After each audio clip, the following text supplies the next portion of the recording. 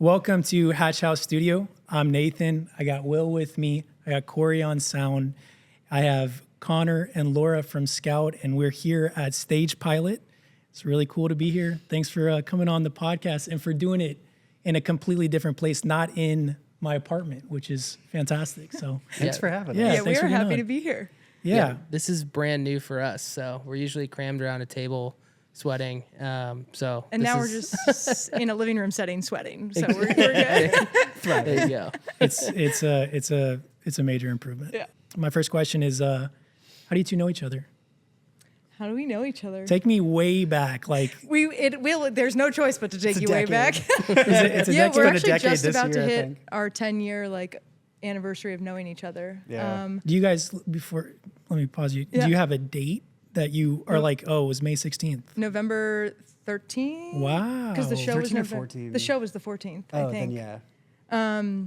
Yeah, we met back in New York City about a decade ago. I had just graduated college and put all my savings into my first EP. And I was playing solo acoustic, but I really wanted the band. I didn't want to be just a solo singer-songwriter, a girl with a guitar situation. So I put an ad on Craigslist for a drummer, guitarist, bassist, and my manager friend who I had gone to school with was like, hey, my little brother plays guitar. Do you want me to see if he's around for the show, for the EP release show? And she sent me some video of him playing what was that movie? August Rush. August Rush. Yeah. Great And movie. I was like, Yeah, right. he'll be just fine. And so Connor, you were in school Yeah. and you drove down. Yeah, I was going to school in Rhode Island at the time, so it was like a 4-hour drive. So we ended up using a friend of mine as a bass player for that gig too, who's one of the most talented musicians I think I've ever met. Yeah. So we drove 4 hours, listened to the EP on repeat the whole way there, learned it in the car. And we played a show the next night together Wow. as a band. We showed up late to the first rehearsal. Yeah. And the drummer did come from Craigslist, and he's still a good friend and has not murdered either one of Yeah, us. So yeah. very, very promising. That's awesome. But That yeah, was a decade ago. that was a decade ago. It was we just kind of knew right away. It Yeah. was go. Yeah, I had been in between schools at the time too, so I didn't know what my life was going to look like. I didn't know what I wanted it to look like, but music had always been a thing that I kind of loved and didn't ever actually consider doing with my life. Just kind of thought it was going to be a bedroom passion. But then I met Laura. bedroom passion? or a basement activity. That's not much better. Stop. You're I'm making not it worse. helping. It's an amazing explanation. This is the thing I do. Nope, not going to help. This is anyway, our bedroom passion. That's what music It's is good to for have a us. bedroom passion. something I do that makes me if happy. you can make money off of it, more power to you. Even That's better. awesome. Yeah. And now I brought my bedroom passion public, I guess. Wow. Anyway. This is Connor's official OnlyFans announcement. I was going to say, not many people can say that publicly, but Just me, I guess. Very cool. So you guys meet, Yeah. and you guys do this first show together. What's the next kind of thought? That was so fun. Was Yeah. the Okay. first thought. And I also didn't realize this was a thing you could take seriously. I don't know why. I think maybe Will, you understand this too. I don't think you understand you can be a musician until your mid 20s. You Yeah. don't realize it's real. So I think playing with you kind of inspired that, where it was Yeah. we can do this. We can chase after this. And I think, did you decide to move after that? Yeah, before I flubbed on the bedroom passion, I was going to say, I had no idea what I wanted my life to look like. And then I played that show with her and was like, wow, I want that to be what my life looks like. I just had so much fun, and it was fun connecting with people and playing music that I loved. And I don't know, I was in Rhode Island, and I think I moved up 6 months later to sleep on a bedroom floor on a pile of laundry for 3 months while I found a job, got into a new school, and then the Wow. rest was history. Yeah. But it was all because of that show. Yeah. So that's, It's kind of crazy. yeah, our first show, I remember Connor couldn't even, they almost didn't let him in because he was under 21. You were 18 or something. Yeah, you were really young. Yeah. And so you're just playing with the X's The on big yours? X's, they didn't want to let me in, and we were they held his hand onto the stage and then immediately got him out. What was the venue? What was it? Rockwood Music Hall. Oh, I love that Yeah, space. the best. I mean, RIP. awesome. I mean, it's still kind of, I think, around, but I heard that was it stage 1 is the only one you can Yeah. play at now? yeah, So sad. such I a know. bummer. This is a New York thing. Yeah. Yeah. Okay. Yeah. Yeah. New York I'll thing. stay out of it. So it's all good. Yeah. Well, that's so cool. Rockwood is such a great place to, I feel like, start that whole experience. Just because from my experience playing there, they love up and coming bands, people that are trying to make it work. So you guys met after the first show. So you'd been living in New York. You went to school there. Is that where you grew up? I didn't go to school Oh, you there. didn't I go grew to up in school. Connecticut. I went to school in North Carolina and then got a job in New York. And I wanted to, New York was like where I was just starting out, I guess. Okay. So were you starting out as like a solo act? Yeah, it was honestly all this EP. Like I didn't know what I was or what I was doing. But Were I you did, still under Scout though? Yeah, Okay. yeah. I started as Scout with a C in college. Got to New York. I think there was like another Scout that existed, so I changed it to K. To I like it with the K. Yeah, Yeah. Yeah, a me little too. Different. Honestly, way better for SEO. You know, when you Google Nothing us. against, Scout with the C out there. Yeah. Like, yeah. So yeah, I was doing solo. I think I just wanted a band, but I never had any intention of like making Scout. I wasn't like looking for to become a duo at all. I think I just wanted a band to play with. But then our musical chemistry, like neither Connor or I can like read music or read charts or anything. And we don't know theory. Yeah. I wish we did. That's crazy to me. Listening to you guys makes me feel like you know all of the theory. None. Thanks. That's insane to hear. Well, it's like we have the same kind of inability to do traditional music, which is like we just speak the same language kind of naturally. We also had the same influence or similar influences growing up as far as Yeah. music and guitar style goes. So I think we just learned similar. So Yeah. it helped us communicate with our lack of knowledge. Yeah. Our lack of music vocabulary was the same, I guess. Yeah, but like it's funny in Nashville, like I get nervous at like going to rights in Nashville where it's just like, oh, I hope they don't make me like I don't know how to play in the key of A. I don't know what that is. But we can like You could do it by ear. we could do it by ear, or we can like it's just funny that we can like rip on guitar in our own unique way, but like not Yeah. in a traditional way Yeah. whatsoever. No, I feel like that makes the best music sometimes too. Yeah. I mean, so coming from somebody who is so stupid in music theory, no, I'm serious. Like, Do you try? I took so many music classes in college and nothing stuck. No, I just fake it. Yeah, I'll just show up and be like, yeah, guys, I don't know how to do that, but this is what I think the key is in. And they're like, no, that's not the key at all. And I'm like, cool, all right. Well, then we're just going to write in whatever that is. Yeah. But that's so cool. And listening to your music and the way you guys play guitar and the way you work off of each other, you would think as an average listener that you had studied guitar and, just the entire landscape of keys and music. So I think it's a massive credit to you guys for how well you blend. Thanks. you. Yeah, of course. I mean, it's so cool to watch. You got a lot of compliments coming. Yeah. A lot of compliments. Thank you, Will. Oh my God. Yeah. No, for sure. So take me back a little bit. So you're in New York. What were you doing before doing the thing? Well, I've always had like a dual life where I was working in TV. I was working at Saturday Night Live at the time. So okay. I was like, it was actually perfect for music because SNL was 25 weeks a year. And then the summers are off and you get these like random hiatus weeks. And Connor was in school. So like we could tour in the summer. I could work. I was working insane hours during the week, but then like it just it was like the perfect recipe for our schedules early on. But yeah, I've always had I don't even want to call them day jobs because I love what I do. I like being like a multifaceted musician. Yeah.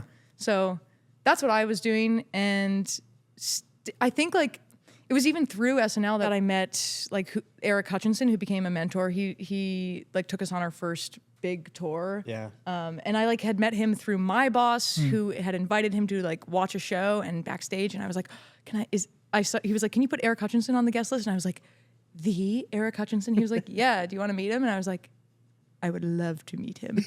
And I sent him Sting, and he, like through that one video, he offered to like produce our first EP. Wow. And and took us on our first big tour, and that like totally changed the game for our music career. And it like that, had Eric not worked on that EP, I don't even think we would be like halfway where we are now. No. So I owe a lot of gratitude to him, but it is cool how those two worlds like intermixed a little bit when starting out. Man, my high school self is kind of freaking out a little bit because I definitely played so much Eric Hutchinson. Really? When I got my license, yeah. Back in the day, just putting that in the CD player. That's so cool. Yeah. So then he asked you to go on tour. Had you guys played a ton of shows together before that? Like Or, with each other? yeah, as Scout as a band? I don't think we'd done any touring, but we had played some shows, but it was nothing like going on tour. Yeah. It was a one-offs in New York and Yeah, a bunch of one-offs in New York, but we hadn't done any official, maybe some weekend runs, but I don't think we had done anything Yeah. like official like that. yeah. And we were so deeply unprepared. I remember, like, I don't even think we had, I think we had, the merch-wise, like, I think we, like, hadn't even had it in a, we didn't even have it in, we had, like, 3 shirts, and, Yeah. like, everything sold out the first night, not because it was so popular, just because we weren't prepared. And, like, people were like, oh, you need to be bringing CDs, you need to be, like, because people still buy those. We had no idea. It was just, like, we really learned a lot on Yeah. that first tour. And we were the first opener of 3. There's one other opener besides us. Yeah, we were the first of Yeah, 3. We were- okay. Yeah. Yeah. So I just remember, like, you know, it was like we played TLA in Philly. Do you remember Yeah. this? And like we Yeah. had, which is a massive venue. It was so cool. But also our sound check happened like as the crowd is loading in, and like With the curtain down. the curtain was like down, but like our feet were showing, and it was just like our People were peeking around it. yeah. So it was like we felt what it was like to be an opener. You know. Yeah. I'm realizing too, I don't know if we had played duo shows before that. Oh, maybe We not. had played full band shows in New York, but Yeah. we had never toured as a duo or at all. But I don't know if we had played duo shows before that tour. Yeah. I think you're That right. was our first trial run. Yeah.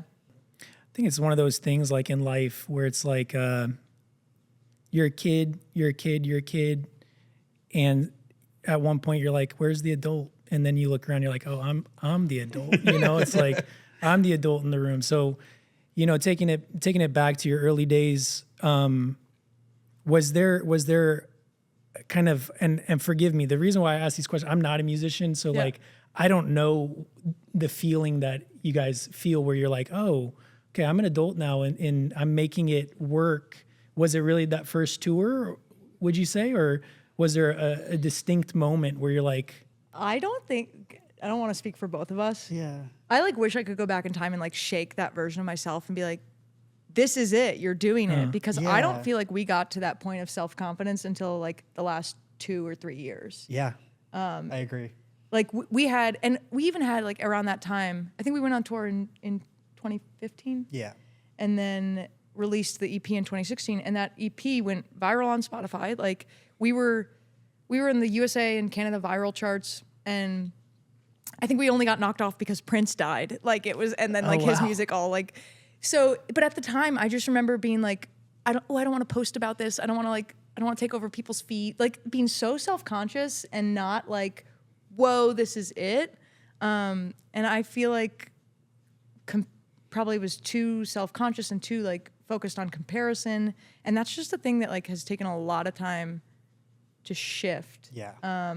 So I don't think we felt that we were like doing it at the time. And I kind of wish I could shake that version of myself. I think that happens. I think it's it could be that it's incremental over time, so it doesn't feel like, you know, you posted some shitty TikTok and now you're like, oh my God, they're putting me on stage. It's like, you know, if it's incremental, you don't feel that way. You also sometimes don't feel that way if you have a bit of imposter syndrome, which is a very real thing. I know I have it, which is a good quality because it's like a humbling feeling overall. It goes back to what you were saying earlier about, you know, you had mentioned how you never really realized you could do it. And I think that feeling comes when you're on a big stage and all of a sudden you look around, or you have a show where, you know, first time you ever played in front of like 50 people, or it felt like a room was full, and you're like, oh shit, like people care. And that can be a very like scary feeling and also like a really reassuring feeling. Yeah. And yeah, it's cool to hear that, you know, you had all these experiences and started playing these shows. And, you know, now you've kind of gone through all those phases, like what are shows feeling like for you nowadays? Like are you guys more confident in your sound? Is it more like you're exploring like, okay, we're going into a new realm? Like what is it like for you guys right now? I definitely get a lot less anxious now. I think before, if I made one mistake, that would be all I was thinking about for the next it's the For worst. days. That was Yeah. the worst. the whole rest of the show. Like, it doesn't matter what else happened. That one thing identified everything. Yeah. Now that's not the case, and now it's kind of like, oh, that just makes it a live performance. That's the fun of it. Yeah, the chaos is the fun of it. It's such a funny thing. It's like, you know, you get a test back and you get like a 80 and you focus on like the 20% you got wrong. Yep. And you're Yeah. like, holy shit, I actually know 80% of this material. Yeah. You know, exactly. like I just crammed all this into my brain like last night. I knew 80% of it. That's so solid. But like most people are like, oh, I got 20% wrong, you know? So Yeah. I think also like just being a fan of music and going to shows, like, you know, it's the uncut moments that the audience craves. Yeah. It's when you mess up and people get a glimpse of like, oh, this person messes up and here's how they react to it. And they tell that story more than, oh, it was so good. You know, like they want the human element. So I think it's not easy to not beat yourself up about it, but I'm happy to hear that you don't as much anymore, right? Yeah, absolutely. Absolutely. I still good. definitely do, but it's not as bad. Yeah, it's not as bad. Yeah. Yeah, it really depends on the situation, right? Like, Yeah, exactly. I could play so many shows, and you know, I've had moments in LA and like big stages where it's like, why am I so fucking scared right now? And it's just doing exactly what I've been doing for the last, you know, years. Yep. But it can happen at any moment. I don't know. Yeah, I don't know how y'all do it as musicians. Like, I think stage fright is like number one. I think the fear of dying is like number two. So like, On what list is this? I His own mean, personal list. we might need to like verify or, you know, fact check that, Corey. Yeah. Nathan writes for BuzzFeed, and he has a Yeah. list of It's top, a listicle. Okay. top 10 Look it fears. up. Look it up. There's a psychology journal about, you know, Stage fright. Yeah, something. I might then have made that up. But yeah, overcoming that it's not an easy thing. So that's cool. Performing's so funny too, because you'll have one show where you feel so confident and so good, and then the next show, for no reason, you're so in your head about it. Yeah. Yeah. But it's cool to have both. It's cool to have the shows where you feel like you're on top of the world, and then the ones to kind of humble you a little bit, where you realize like Yeah. none of us are perfect, and that's kind of part of it. I actually was going to ask you guys about some duds, some shows that Take we all your have pick. them. We have so Oh, yes. many. Yeah. We have so many duds. Oh my god. I want to hear like What type of dud? okay, so type of dud. This will be like the criteria. So maybe you're coming off of playing some really solid stuff. Yep. And then you're like your ego's maybe a little bit inflated. And you're like, man, we were like crushing it. And then you get booked for something, and then you go to play it, and it's just the most humbling thing. I would love to hear a story like Which that. one are you thinking? Bishop Hill is coming That was immediately the first one that mind. came to mind. Yeah, so we You both are like, yeah, that one. I mean, they'll never see this, but we had an amazing tour. We were touring with Marielle Craft, and it was an amazing tour. We were playing show. We had surprisingly filled rooms that we weren't expecting to, Yeah. and like places that, you know, cities we knew we'd do okay in were great, and cities that we were like worried about were good. Yeah. And then one of our stopovers was in Bishop Hill, Illinois. For perspective, it's a town of 122, I think it was. Oh wow. No. Yeah. There's not towns of There's 122. one bar, There was There's one bar, There's a and town that is 122 people. Yep. sure is. and we played it. It's And it turns Americana right out there. everyone was at that bar that night, and we were it was bingo night or trivia night or something, like and we that. were Oh, yeah. across the Love street it. like playing in this like community center where there was just like local knitting like displayed all around, and Lots of arts and crafts. there was the man who worked there who was lovely, and then We're six. his 6 two seniors. friends, I think. No, when we started there were 2 people there. The other one showed up late. I forgot. Yeah, they came from the trivia bar because I think they got guilted into going. The owner of the bar did come. Well, yeah, that was, great. and that It's a I fun just fact. remember You might get invited back. we had we had like 12 hours of driving to do the next day. And I just remember the three of us like sitting there kind of like looking at each other being like, do we have to do this show? Like it's for 2 people. What are we doing here? Right. So bingo, you guys were competing with bingo Yeah. night? Yeah, For we sure lost. you were? Yes. Yep. So it's That's like tough, though. B12. That's tough. Yeah. I mean, yeah, I would go to bingo probably. I probably would have too. I come to see your guys' show. Thank you so much, Nathan. Other That's really artists, sweet. like maybe I go to bingo. Although Well, I if they played- only knew, if they had just seen how amazing we are, maybe they'd come across the Exactly. street. So going into that show, then what did they tell you was the breakdown, or was it more of like, hey, we've got a day off, we can just go play this one off?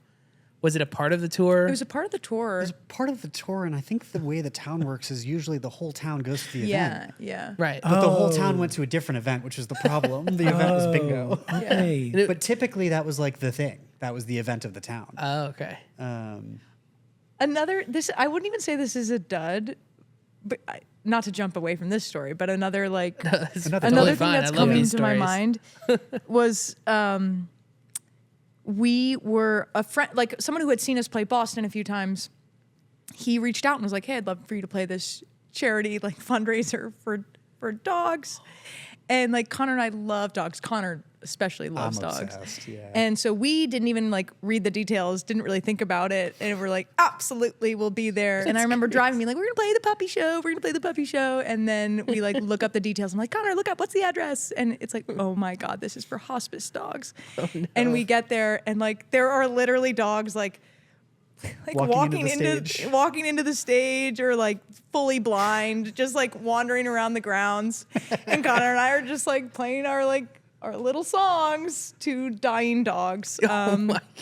So that That is incredible. and it was like, I mean, shout out to Vincent. Love you so much. He set that up and we would play that any day, but we just did not know what we were getting into. Got it. A bit of a shock. Yeah. Yeah. I wish Little you different guys vibe. understood how my imagination works a little bit because what I'm picturing is like you guys in a veterinary like clinic or something. And there's like a, We were outdoors, but We're on yeah. a big back porch. With, yeah. Oh, and one more thing that's coming to mind. yeah.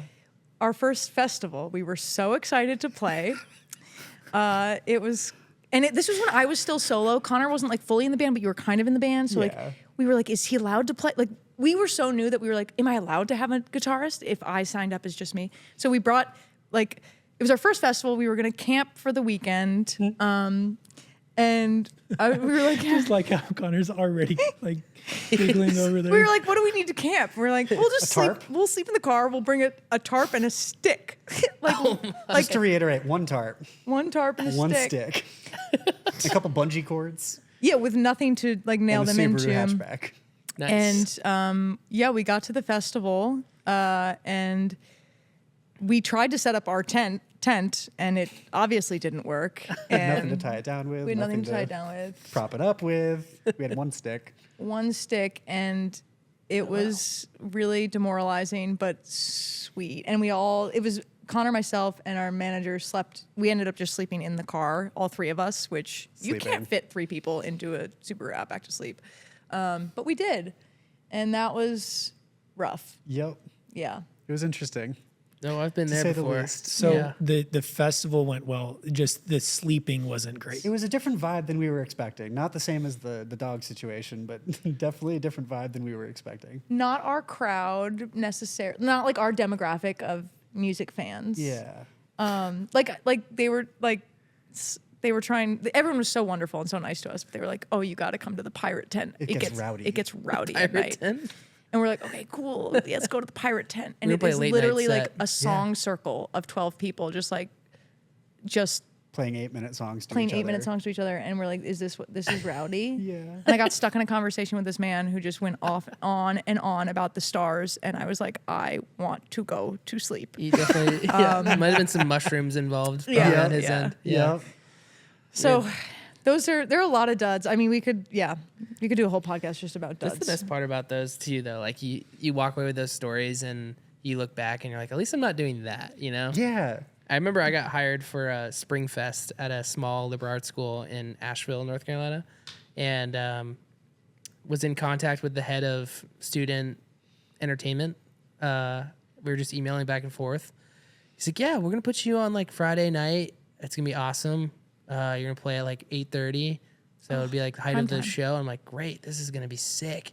And like this is my first year in Nashville, and I drove there, and the college is only like maybe less than 1,000 kids, so it's really tiny. I forgot the name of it, but I show up and call the number. It doesn't answer. There's no one on campus. There's literally no one to be seen, and I'm like, where am I? So I'm like driving around trying to find like a stage. I was thinking there's gonna be a stage out there, and he comes like stumbling out of his dorm room into like I don't even know what it was, like the front area. And he's just like, Will, what's up, man? He still has like pajamas on. It's like 4:00. And I'm like, hey, dude. Like, he's like, so glad you can make it, man. Yeah. I was like, cool. All right. So where's the Spring Fest happening? He's like, yeah, dude. So About that. he goes, Spring Fest is still on. He's like, so don't leave. He's like, we're good. He's like, but it's also the first day of spring break. So every single kid had left for spring break the night of this like quote unquote concert that he booked. And I ended up playing in their cafeteria to 7 people. I just unplugged and like sat down with them. I was like, do you guys want to just talk? Yeah. It was so bad. And then I slept in the back of a Subaru Outback. So my gosh. yeah, I did by a river. And So I had you like know all the these pain. college friends that were coming, and they were like, "Where do we go?" And I'm like, "Just don't. Just turn around." Yeah, guys, I'll meet you later.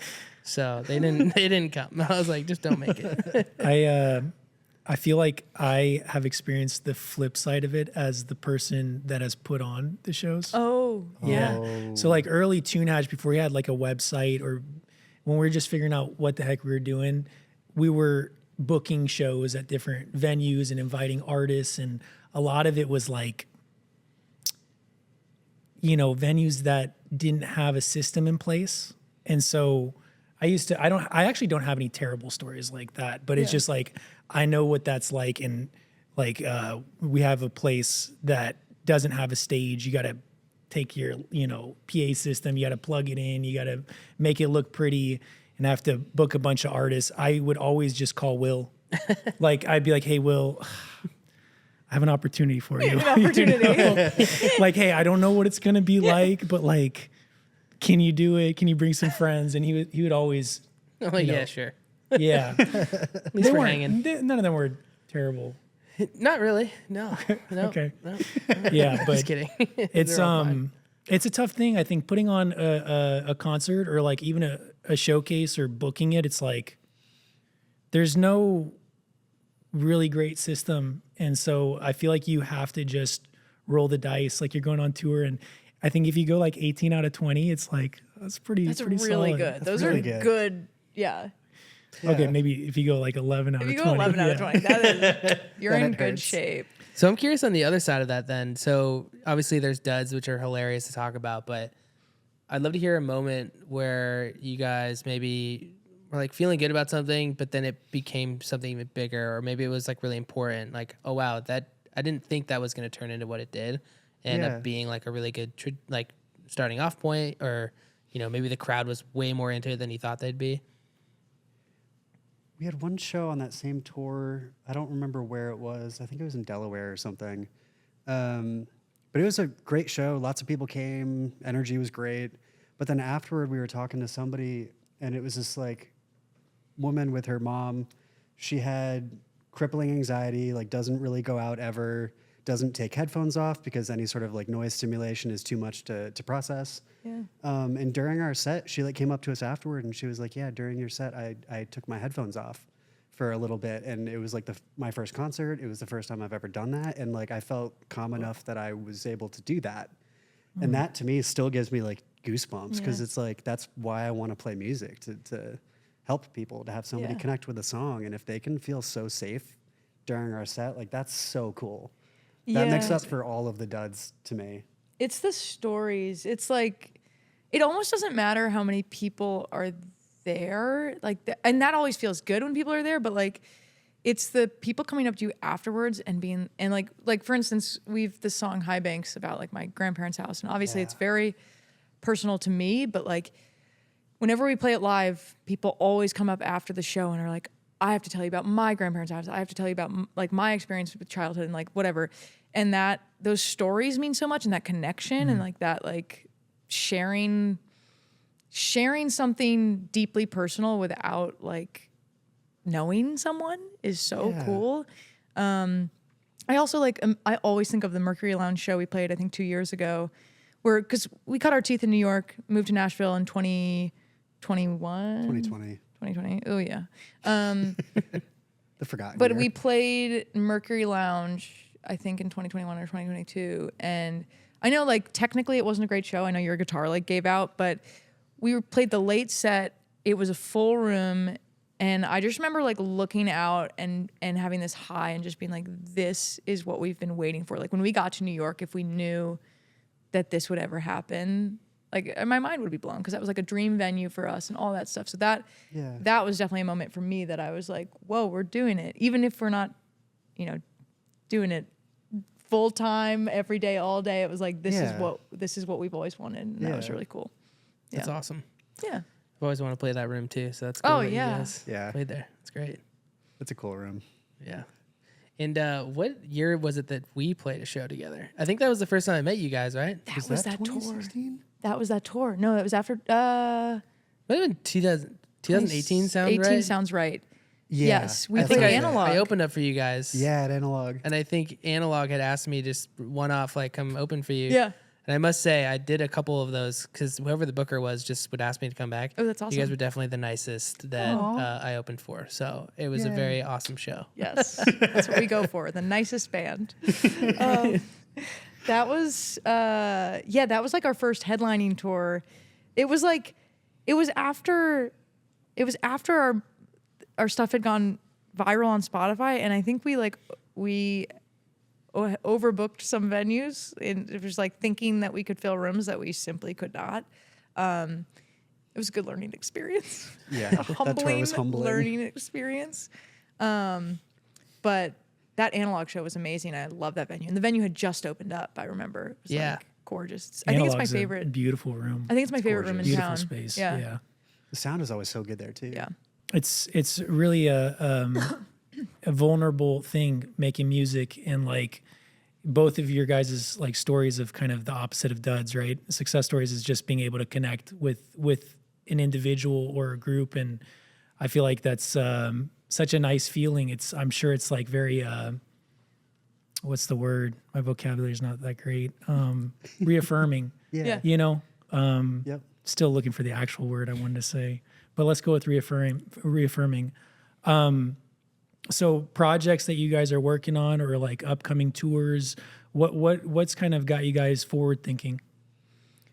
We are right now. We're kind of trying to go back to our roots a little bit, and we're working on like an acoustic EP. Yeah, or more of an acoustic forward EP acoustic versus forward. like full band, all the work, synths, and everything Yeah, I else. think sometimes we get too. It's so easy in Nashville, I think, to overproduce yourself. Not that like I love everything that we've made in the last few years, but we also want to like. I think something that sets us apart, and we forget about this sometimes when we're trying to be like other people, and it's like, wait, let's be like the best version of us. And I think the best version of us plays really cool, different, intricate acoustic guitar parts. And I'm not sure that we've always thought about that as the primary thing we should be recording around. So I think we're like really challenging ourselves to write and record with that first, and seeing if like, okay, this is our thing. Let's lean on this. So yeah, we have a lot of songs right now in the works. We're writing guitar first, which is something we always do, oddly enough. Which feels backwards in this town. Yeah. Yeah. The concept, like I normally finish lyrics like the day before a show. I'm just like, gotta finish this song. I guess I'll write something. The amount of harmonies I've had to learn day of in Yeah. green room, because it's like, we're going to change these lyrics right now. That's amazing. That's the only way I finish. I need a deadline. So a show is a good deadline to finish songs. But yeah, we're working on that right now. And yeah, we've got a little surprise in store for the 10-year, which I won't announce quite yet, but of that single song, something that might be coming out. But yeah, I think we're gonna, and I think we are what I want to do too, this is you're in a live brainstorm. I don't know that I've talked through this with you yet. Cool. I'm excited. We have so much material from the last 10 years that we never released because I was afraid it wasn't good enough. And I want to start releasing some of it and like giving context and telling stories about it and like giving permission to that old version of myself to like not be good enough and still release stuff. Like we have full music videos we never released. Yeah. Really? Yep. Wow. And it was just like got in my head about like this isn't quite what it should be. And I like deeply regret not releasing those things and giving people the chance to connect with something. So in celebration or like looking forward to our 10-year in November, like I want to start rolling out some like stuff from the vault, just stuff that never made it out. And now that we're in a place where we do, I think, feel confident about who we are as a band, it's like, I don't know. I feel more confident about releasing stuff that isn't perfect. Yeah. So yeah. That's so cool. Yeah, I feel like it sounds like it's more of a kind of raw, stripped down project, more authentic, Yeah. less produced, less, let me think about this, let me, more like this feels like us, I'll put it out there. Is that Yeah. kind of fair to say? Absolutely. I feel like that's the attitude of the next year. I also feel like that's, a common trend. It feels like music and, anything in culture kind of goes through different trends. I feel like feels like a kind of thing people are craving more and more of. Maybe it's just me, but like hearing a stripped down acoustic version versus like a, overproduced song, I think really resonates with people today. Absolutely. Yeah. And I just feel like on social media too, right? Like people, it's always like the videos that I took 5 seconds to conceive, like those do well. And the ones that I'm like, I'm going to think about this for 3 days. Well, I think the reason Right, for yeah. it is, and maybe it's, you guys think different, but I think in today's day and age, there's so many tools out there, like with AI and I don't know what else is technology is doing these days, but you can take something and you can fill it up. But it is a lot harder to just take like a very simple thing and edit it. I've been watching a lot of Project Runway with my fiance. I love that. And that's what all their feedback is like, I love the dress. Why do you have 7 bracelets on and like Yeah. a hat? Like just do the dress. The dress is good. Just keep it stripped down, you Yeah. know? Yeah. So that's great. I'm excited to hear it. Yeah.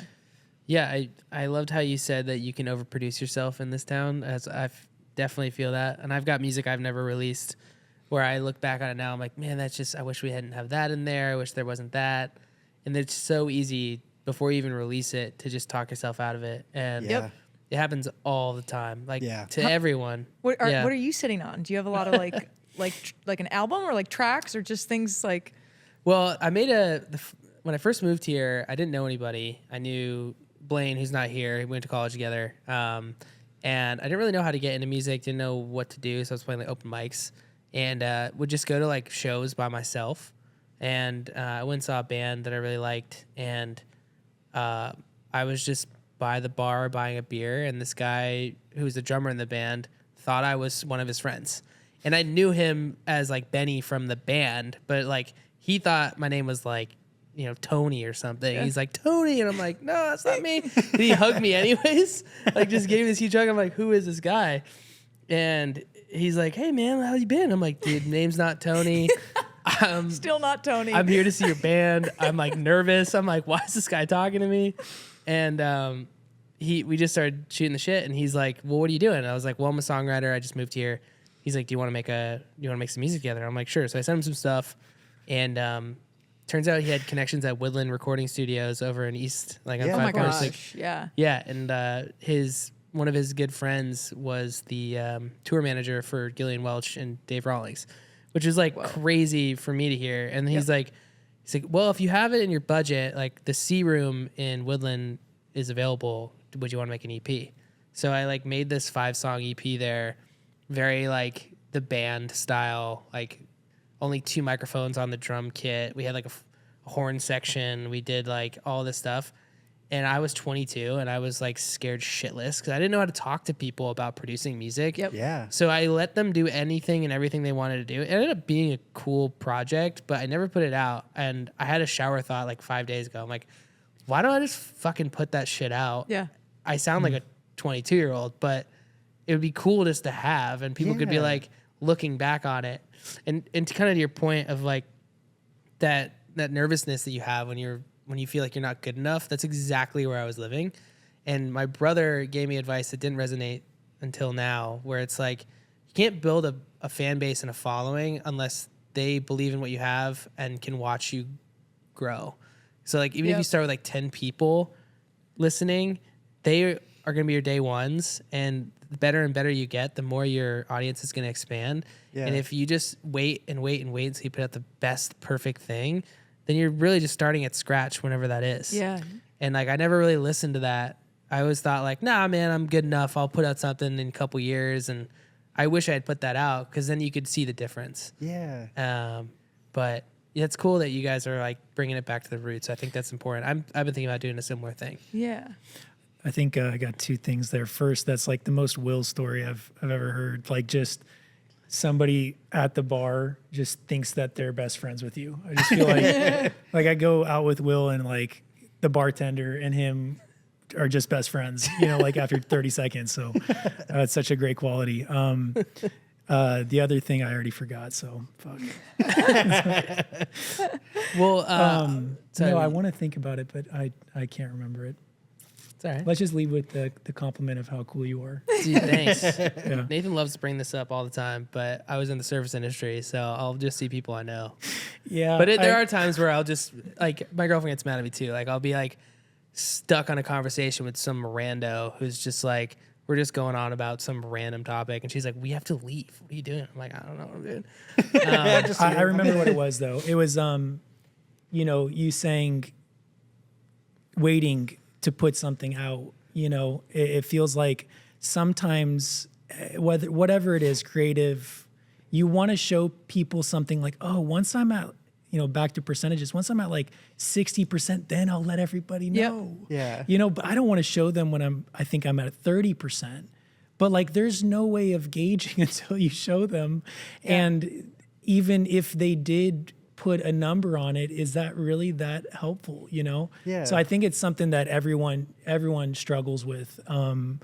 And now you look back on things, and it's really cool to hear you guys, you look back on it, and it's like, I don't care if that was 30 or 50 or 80, that was authentic to our story. And I want people to, you know, want people to hear it, right? Yeah. Yeah, totally. There's this, there's one of my favorite quotes by Ira Glass, who's a podcaster, and he talks about like taste, about how when you're starting out, the only thing you have is taste, or like the thing that sets you apart and can keep you going is your taste. And it's how you know that you're not quite good enough, but you're like, you know, your stuff should be something, but you can't get it there, and you have to just keep going and repeating and refining it until your output actually matches your taste, which takes years and decades and whatever.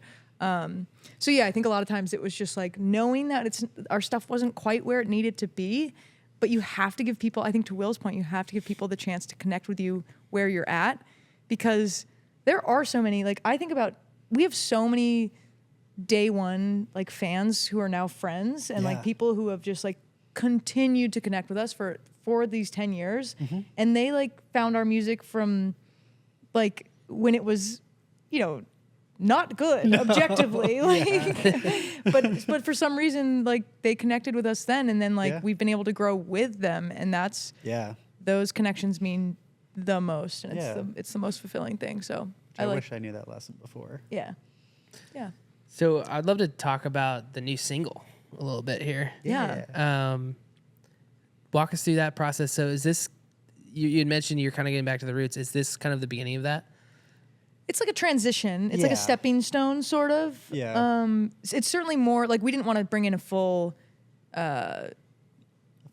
We didn't bring in a full band for this. It was just Connor, myself, Zach, our producer, and Laura Epling on strings. So we didn't bring in like a drummer or anything. But the song was like, it was an acoustic it's an acoustic duo song, and it was meant to be simpler. I don't think it needed much more. Yeah, what was our process for that? I don't know. Was it guitar first? Guitar first. It was guitars first, kind of similar to what we're about to dive into, but it was guitar first.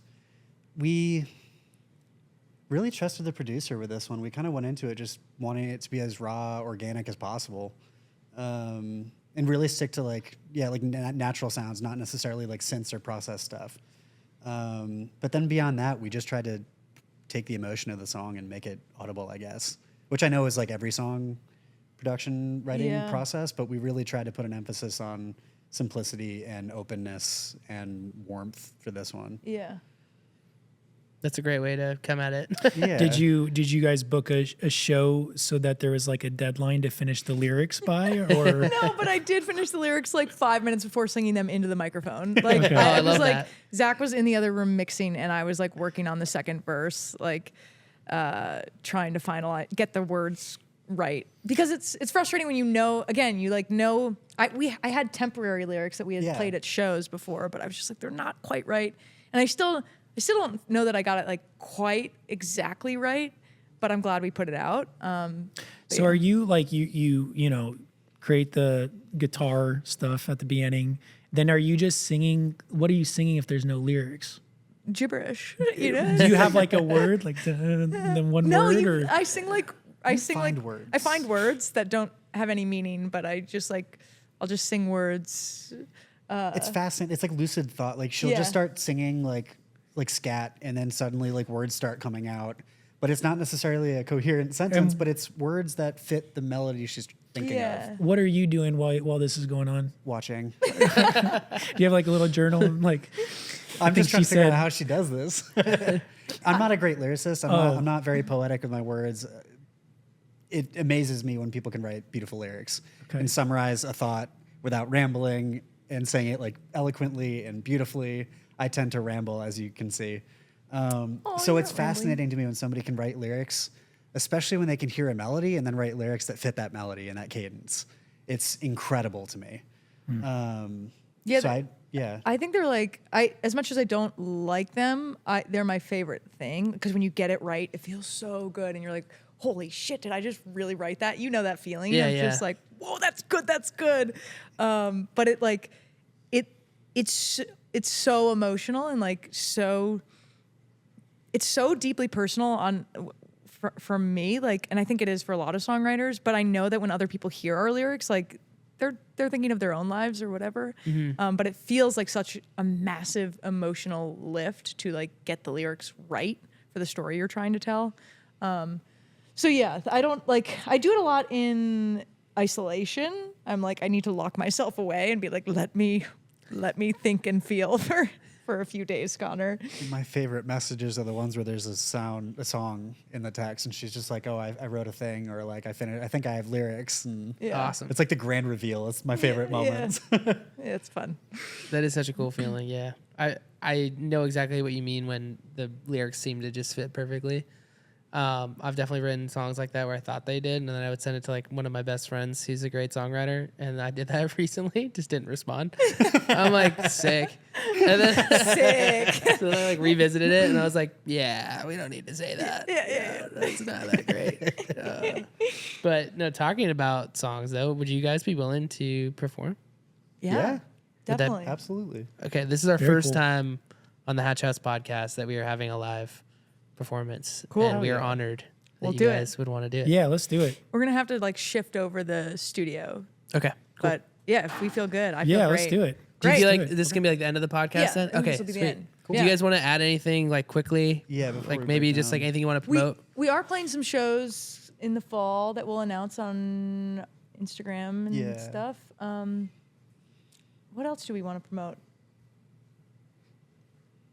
We have some stuff coming out. We're gonna have some Scout from the Vault coming out. Yeah. Amazing. And yeah, and really appreciate what you guys are doing in town. Truly, like it's so cool to see Tune Hatch everywhere, supporting indie musicians. It's like, it's just, there aren't a lot of people focused on this space, and most of the people focused in the indie musician space are taking advantage of indie musicians, and that is so frustrating. It's like, like playlisting companies, distro companies, like marketing companies that are like, just send me $1,000 and then your career is going to take off. And like, it's so refreshing for there to be a company that like genuinely is just trying to help independent musicians, and you guys are really doing that, and it's very cool. And I appreciate it. I really Thank you, appreciate guys. it. I just, it's just really nice meeting people that have similar thought processes, and just really lovely conversation with y'all today. Yeah. So thanks so much for Yeah, guys, chatting thank with you us. so much. Thanks. Looking forward to hearing this song. Yeah. Okay.